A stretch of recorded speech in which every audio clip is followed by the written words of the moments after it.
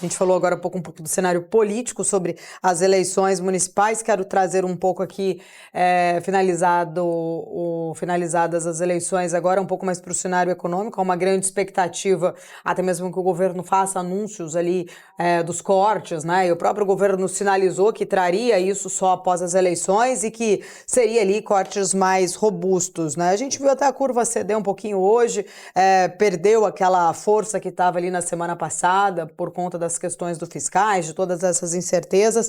Você acredita que, de fato, essa expectativa agora do mercado mostrando esse recuo com a expectativa de um anúncio ali do governo sobre os gastos podem, de alguma forma, trazer aí um movimento, talvez até mesmo de frustração, caso não venha o que o mercado espera que o governo anuncie? Paula, vamos lá. Vai desvincular a previdência do salário mínimo? Não. Vai desvincular os gastos com educação e saúde? Não. Com toda certeza, não. Vai deixar de remunerar o salário mínimo de inflação mais o crescimento do PIB? Também não. Então o pessoal esquece, nada vai ser feito. Vai cortar onde? Vai fazer o pente fino? Pessoal, a gente não precisa de um equilíbrio fiscal que faça um aceno à Faria Lima, que é algo de momento, algo conjuntural. Eu falei isso na sexta-feira. Nós precisamos de uma reestruturação do gasto público. Não adianta cortar 20 mil, 25 mil, 30 mil, 30 milhões, 40 bilhões. Nós precisamos de uma reestruturação do gasto público. E o gasto público tem que passar por um processo de quê? Não existe dinheiro carimbado. Não é possível que o governo não seja capaz de produzir um orçamento que tem a necessidade do país em mente.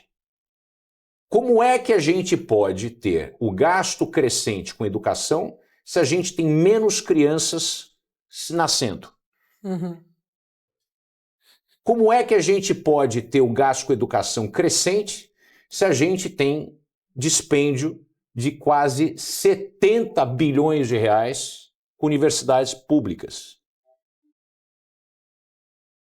Gratuitas, universalmente gratuitas, para quem entra nessas universidades, ganham ganhos privados e vão para o mercado ganhar mais dinheiro do que a média da população.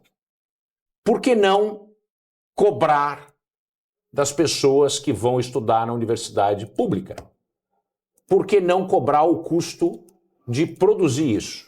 A gente chama do preço de sombra em economia, que é o custo exato que a gente transfere em preço e cobra para fazer isso. Eu acredito, como existe um grande ganho pessoal para quem faz uma universidade pública, que deveria existir até um delta. Ah, não tem dinheiro para fazer? Empresta o dinheiro, depois paga.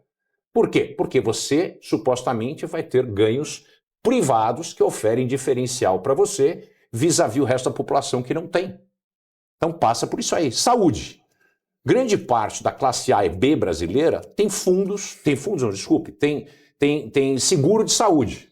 Uhum. Por que, então, a gente tem uma dimensão de um SUS para abarcar toda a população brasileira, ao invés de dimensionar para quem realmente precisa?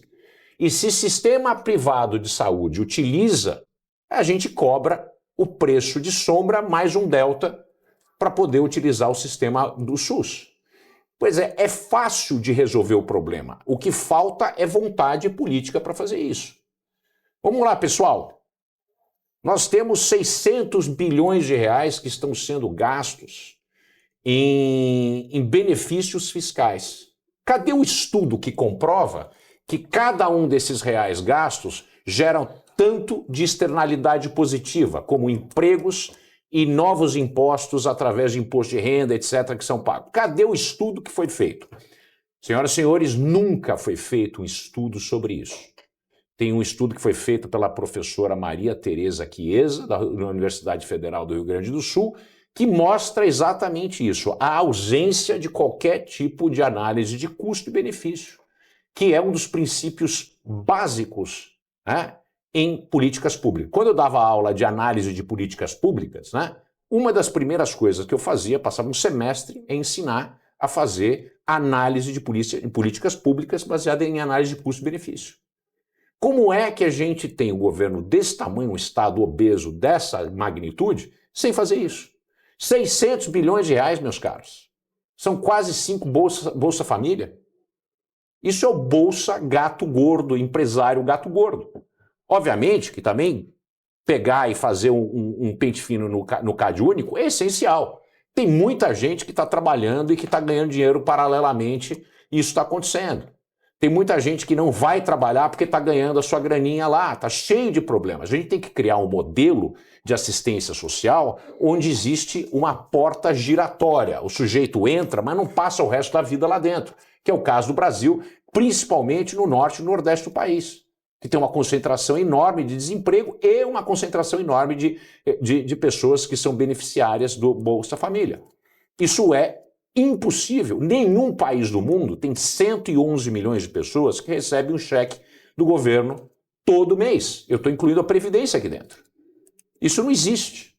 Nenhum país do mundo, você tem um quarto da população, 59 milhões de pessoas no Brasil, que recebem Bolsa Família, algum tipo de assistência para o sujeito sobreviver. Isso não existe. O Brasil tem o maior estado de bem-estar, o welfare state, do mundo. Nem nos queridinhos do pessoal da social-democracia, que são os países escandinavos, né, falando da Suécia, que todo mundo diz que é o paraíso da social-democracia, você tem um quarto da população que recebe algum tipo de suporte para a família. Isso é impossível. A gente precisa reestruturar o gasto do país, pensar numa reforma tributária e ela vem junto necessariamente com uma reforma do Estado. Ô Vandick, olhando para esse cenário, claro que a gente está monitorando, né, a questão fiscal e a inflação também está saindo um pouco das expectativas, desancorando, inclusive hoje o primeiro Boletim Focus aí que traz a expectativa da inflação para esse ano acima do teto da meta. Na semana passada a gente lembra falando de ter chegado a 4,5, agora está 4,55, algumas casas inclusive colocando 4,70 e assim por diante. Esse cenário já está bastante consolidado na expectativa fora do teto da meta, mas a gente tem alguns eventos aí que talvez possam trazer alívio, seja petróleo, seja a questão da bandeira tarifária. Você vê essa possibilidade ou que está desancorado, tende a permanecer desancorado por conta de todos esses eventos? Se a gente pegar nos vídeos antigos, na minha primeira participação nesse ano, eu disse que a gente chegaria no mínimo a 4,75 e que eu imaginava algo muito mais próximo, se não na pinta dos 5. É exatamente isso que está acontecendo. Caríssimos, expectativas têm efeitos realizáveis. Quando a gente não tem uma ancoragem ou uma âncora fiscal como o arcabouço, que eu sempre brinco aqui, mas eu digo que é uma mordida banguela, ela não tem efeito nenhum, isso que acontece. Se a gente tem um arcabouço fiscal que não ancora fiscalmente o país, se a gente tem um governo que gasta e já está pensando em gastar a mais, porque não tem espaço fiscal para fazer gastos e investimentos discricionários, já está querendo usar, inclusive isso é um assinte as empresas estatais que têm fundos de pensão, o governo já está querendo usar os fundos de pensão, tanto de Petrobras, do Banco do Brasil e uma série de outras, o Postales, que tomou um rombo gigantesco, bilionário, para fazer investimento no PAC. Quer dizer, quando a gente tem um descontrole total do ponto de vista fiscal pelo governo e a âncora fiscal não é capaz de puxar a rédea e falar, opa, para aí, o que acontece? E começa pela meta, né? Você tem uma meta com um desvio padrão de 1,5. Quer dizer, é desenhado para o cara atingir o 4,5%. Né? Não tem que ter desvio padrão. Meta, é o centro da meta. Ah, desviou um pouco, desviou muito. Aí a gente se explica depois. Mas esse negócio de ter essa almofada para o cara não bater a cabeça na parede e se sentir bem, Pessoal, não faz sentido. Obviamente que está desancorado e obviamente que não vai chegar lá e obviamente que já se fala de mudança na meta de inflação. Agora, quando o Galípolo, semana retrasada, diz que ele é um mero servo do governo, que ele atende aos desígnios da meta de inflação que é traçada pelo governo, pelo Comitê Monetário Nacional, e que ele, se possível, se fosse assim, ele não gostaria nem de votar, então ele deixa na mão do Haddad e da Simone Tebet a decisão de meta de inflação. Eu não descarto que vai haver uma mudança na meta de inflação e na meta fiscal. E isso pode ser aquilo que, usando uma palavra antiga, desarreda toda a situação. Mas aí, ô Vandic, e muita gente falando sobre a participação, até o Galípolo falando, né, que não deveria se envolver nesse assunto porque é uma questão do governo de estipular a meta, né?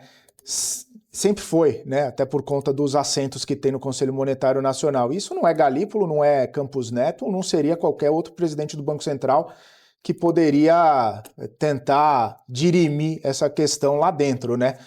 Voto vencido é voto vencido. Não. Vamos dizer o seguinte, a função do Banco Central é muito parecida como de um conselheiro externo num conselho de administração. Conselho Monetário é do governo, mas o conselheiro que vem através do Banco Central, que é um órgão externo independente, é como a minha função como consultor ou como membro de um conselho, como um membro independente do conselho. Mesmo podendo ser voto vencido, é minha função, dentro do contexto do conselho, levantar a mão e falar: alto lá. Vocês consideraram isso? Vocês viram aquilo? Olha, os números que eu tenho, porque eu sou mais técnico que vocês, eu não estou envolvido emocionalmente aqui dentro, eu não sou um investidor de um lado, eu não represento o investidor do outro lado, eu sou independente. Pessoal, vocês viram esses números? Esses números não estão de acordo com a decisão que nós estamos tomando. Vocês estão certos disso? Nós somos sérios a respeito de manter a inflação dentro da meta de 3%? Quer dizer, é função obrigatória e básica do Banco Central representar a frieza da análise dos números. O governo quer o máximo de inflação que não gere problema para si. É isso, porque a inflação ajuda a crescer e é muito bom para a dívida pública. Muito bom para a dívida pública. Uhum. Eu já disse e volto a dizer, o pessoal diz que eu falo a mesma coisa sempre, então, mas é importante, porque assim vocês aprendem e de repente vocês vão até contra para o governo. Equilíbrio fiscal passa por 3 variáveis possíveis, 3 ações. Primeiro, corte de gasto. Segundo, aumento de imposto. Terceiro, inflação. Se a gente abre mão de uma, a gente tem 2 ou um combinado dos 2. O Brasil tem sido isso. Desde o início desse governo, a gente tem focado na arrecadação, que é aumento de carga tributária, junto com a inflação. A inflação está caindo, mas não está na meta. E tá cheio de gente, principalmente, aliás, o governo, que fala, mas essa meta é muito restritiva, um país com o nosso tipo de avanço econômico, nosso nível de desenvolvimento, a gente poderia ter 4, a gente poderia ter 5. Aí a gente entra no famoso, né, o que é um flatus para quem está defecado.